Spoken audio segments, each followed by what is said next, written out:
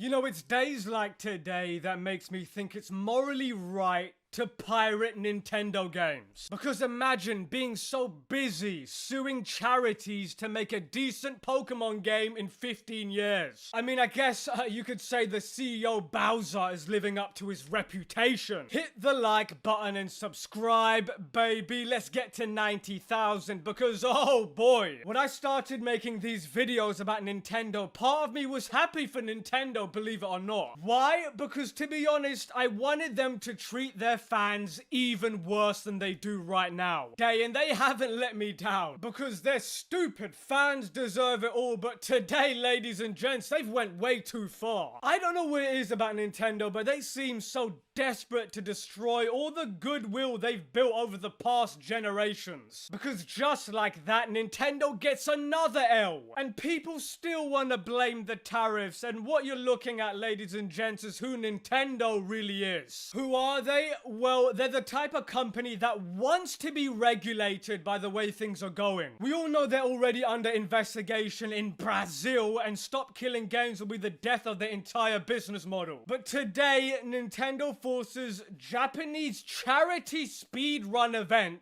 to pull its games from the lineup after claiming unauthorized use. Now, organizers have to ask permission for every single game in the future. The biggest speedrunning charity event in Japan, RTA, pretty much like GDQ, had to pull Nintendo games off their speedrun list because Nintendo, quote, warned them. Imagine sending your swarms of pet little lawyers, the same lawyers, by the way, who are currently getting their pushed in by the Power World legal team. Imagine sending those people after anyone who dares defy your divine decree. The decree is Nintendo is like, play the way we want or else. Creativity and fun is the enemy, and if you do those two things, we're going to sue you. Wow, you are doing an excellent job of making anybody refuse to support you in any way. I mean, imagine doing this. There's literally a million things, Nintendo, you could be doing right now. Like, for example, off the top of my head is making actually good Nintendo Directs and stop wasting everybody's time. I mean, I think it's ironic that you're shutting down a speedrunning event because you're currently speedrunning, alienating your audience. Guys, this is the equivalent. Do you remember when Disney threatened to sue the dad who put pictures of Spider-Man on his son's grave? This is essentially that. Nintendo wants to compete with Disney for the worst company title, apparently. Japanese charity speedrun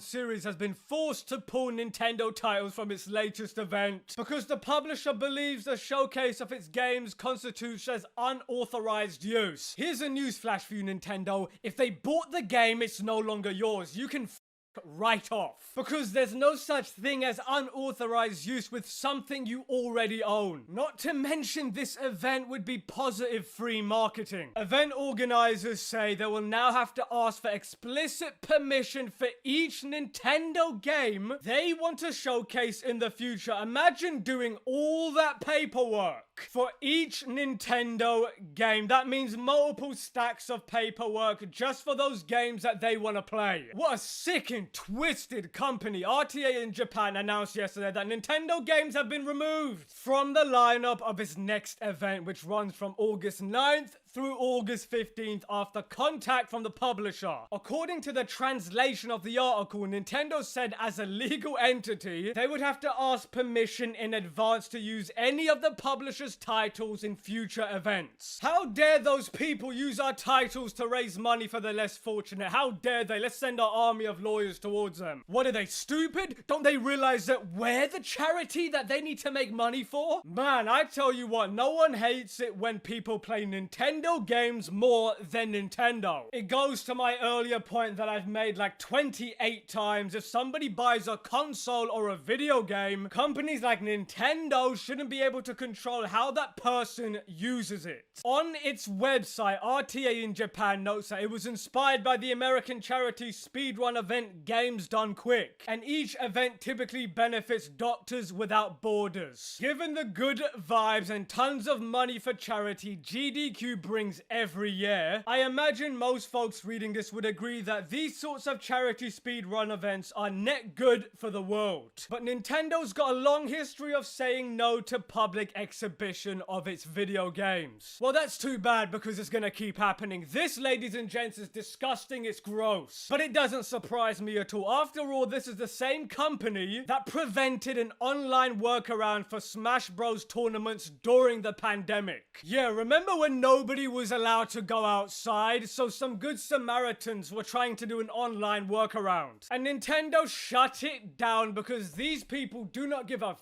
about their own consumers. They would much rather you catch something outside than actually play their game online. They literally don't give a damn about their little Nintendo piglets. I don't know, you know, if there was only a way to show our disappointment in a company like this, maybe we could, I don't know, somehow not give them money. If we could just, I don't know, let me put this out there, not buy things from Nintendo. Maybe they might learn where we're coming from, but it seems impossible for some folks to stop themselves. They have to just get the new Nintendo Amiibo. Yeah, go and yourself. Repeat after me, you little piggies. Lesson to be learned: never buy from Nintendo. Now, I didn't cover this a few days ago, but I do think it's important for me to speak about. There was an article that came out that said if you don't like Nintendo's controversial game key cards, you can now let the company know directly. Here's some advice for everybody. Don't let people like Nintendo know that you'd pay more for physical games, because I can see it now. They will mark up every physical game by $10 to $20. Anyway, Nintendo is running a survey to find out how its community feels about physical and digital games. The survey itself begins by asking participants which consoles they have in their homes, with the likes of Xbox and PlayStation also featured before moving on to Nintendo specific questions. Now, folks, we all know game cards are the worst of both worlds. No instant accessibility, no safety from online shenanigans. It's basically 3 steps back with 0 steps forward, just greedy and scumminess personified. What the game keycard represents is that we're too cheap to put it on an SD card and want to get bigger profit margins, so it's all about greediness, folks, nothing else. It's also just a waste of plastic. So I hope everybody's keeping track. Nintendo doesn't give a damn about charities, and they don't care about the consumers, and now we found out they don't give a fuck about the environment. See, imagine, look, the game key card is like this to me. It's as simple as this. Imagine buying a book off of Amazon and receiving a 2-page pamphlet with a Kindle key code on page 2. Every single avid book reader would flip the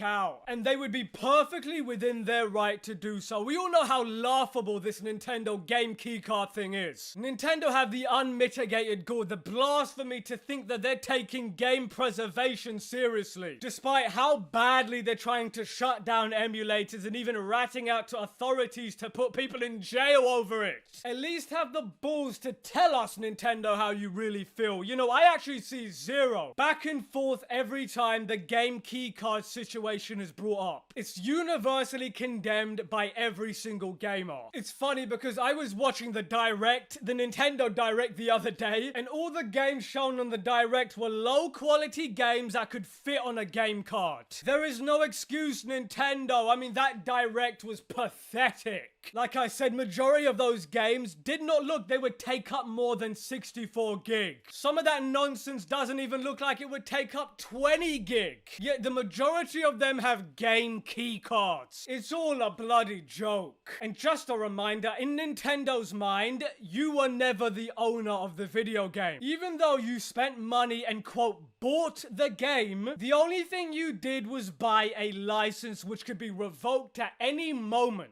Literally at any second. In their mind, the ownership doesn't exist, which is why they're doing what they're doing. And this, to me, ladies and gents, is the most anti-consumer thing in gaming right now. That is why I'll continue to make videos about anti-consumer practices, because according to Nintendo, you don't own your console and you don't even own the games. And by the way, your controller controller, that joystick still drifts to the left. This is hands down the worst Nintendo generation by far, and Nintendo is trying their best to make me save my money, and they're doing a great job. And on that bombshell, let me know what you think in the comments. Manix out.